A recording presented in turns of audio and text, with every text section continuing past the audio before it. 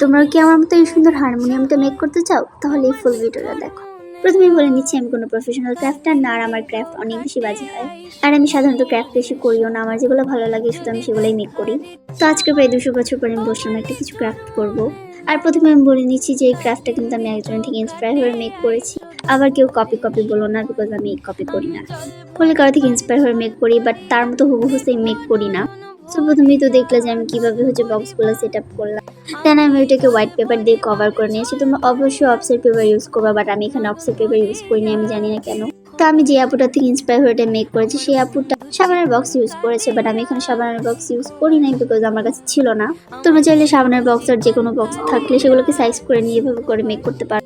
তারপর আমি পেপারে কভারগুলো কার্ডবোর্ডগুলো কিভাবে করে লাগিয়ে দিয়েছি। আমার বোন এটাকে সোফা বলছিল। তারপর আমি যে ওই পাখার মতো একটা সাইড আছে, আমি জানি এটাকে কি বলে, বিকজ আমি কোনো মিউজিশিয়ান না, বাট আমি একসময় গান শিখতাম, হারমোনিয়ামও বাজাতে পারতাম, বাট এখন কিছু পারি না, বিকজ সব ভুলে গেছি আমি। তো আমি এই জিনিসটা অনেক বেশি স্ট্রাগল করে মেক করেছি, বিকজ আমি বুঝতে পারছিলাম না যে এটা আমি কীভাবে মেক করব। সো এবার আমাদের এটা মেক করা বেস কমপ্লিট, অ্যান্ড এখন আমরা এটাকে কালার করব।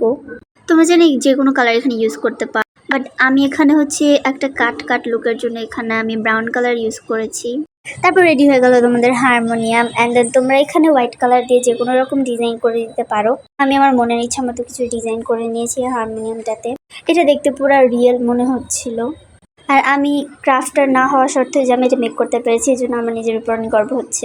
তো অনেকে আমাকে অনেক কিছু রিকোয়েস্ট করে, অনেক কিছু মেক করতে, তাদের প্রোফাইল পিকচার আর্ট করতে, দেন তাদের জার্নাল রিপ্লাই দিতে। আমি এত বেশি অলস করি না।